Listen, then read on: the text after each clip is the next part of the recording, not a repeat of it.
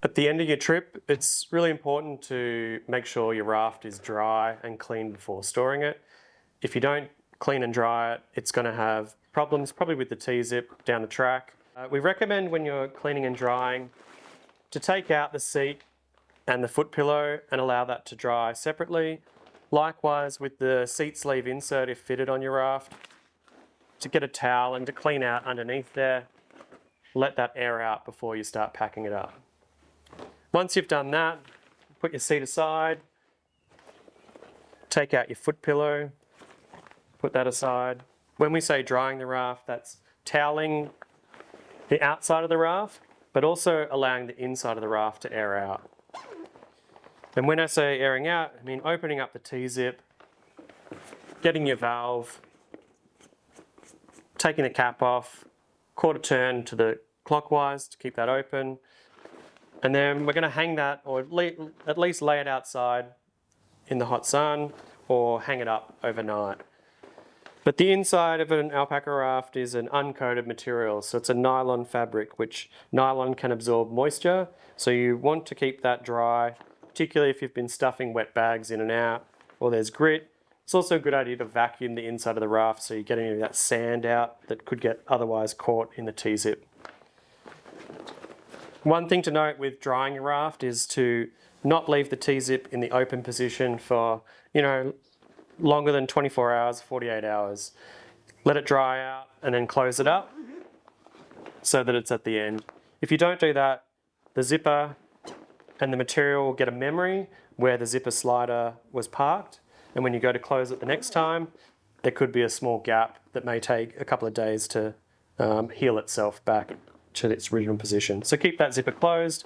If you do want to keep it drying, you can keep that valve open, give it a clean, lubricate, and then it's ready for storage.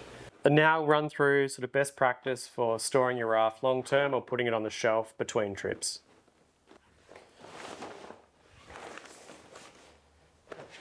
With the back band, if you leave it all clipped up like this, when you roll up or fold up your raft, it's going to be cumbersome and bulky. So we've found unclipping that rear clip.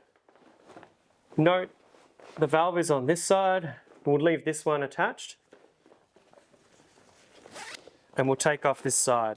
That allows that back band to freely go like that. And now there's two sort of ways that we'd recommend folding up or rolling up. Let's do the one for long-term storage or, between big trips, and then we'll do one for packing it in the field. Get your raft. Recommend having that valve open with the valve cap off. We're going to flip it over so the floor is facing up, and we're just going to sort of fold it in thirds. As you're going, you can squeeze out any excess air. This is going to be in quarters. With that last little bit of air, we can open that T-zip open temporarily and lay that flat. We're then going to close the T-zip up, and you can store your raft on your shelf like that, nice and flat. That T-zip's going to be able to breathe.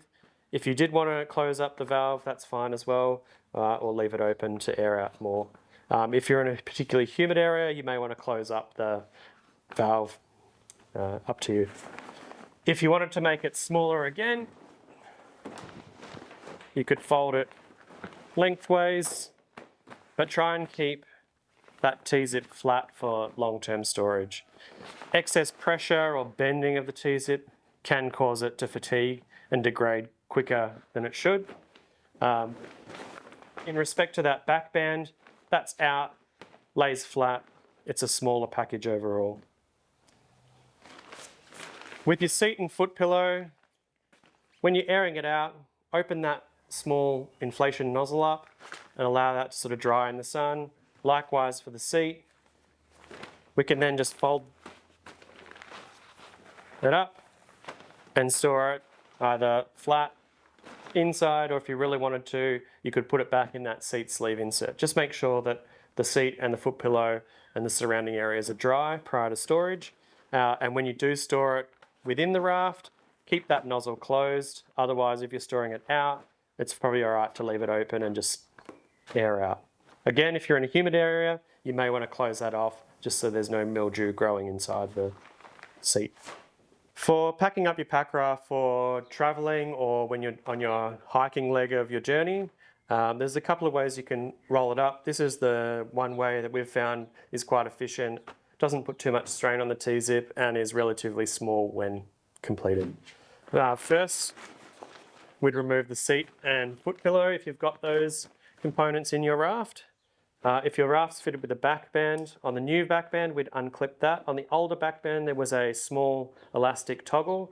We can take out one side of the small elastic toggle and you'll get the same result.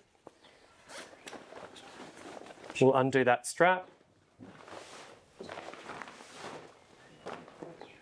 We're going to flip the raft over with the valve facing down.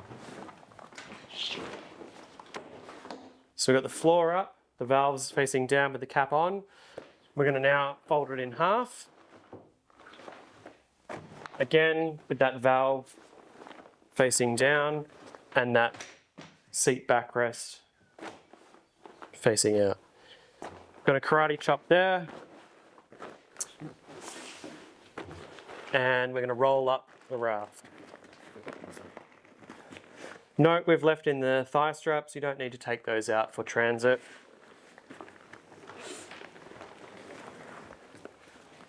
We've got the back band here. If you want, you can loosen this off a little bit. But basically, because you've taken those other side straps off, you can now put that nice and flat and keep on rolling. For the last little bit, open your T-zip, continue rolling, and your T-zip can then get closed the final leg. And there you have it. That's how you can pack up your pack raft for an efficient travel.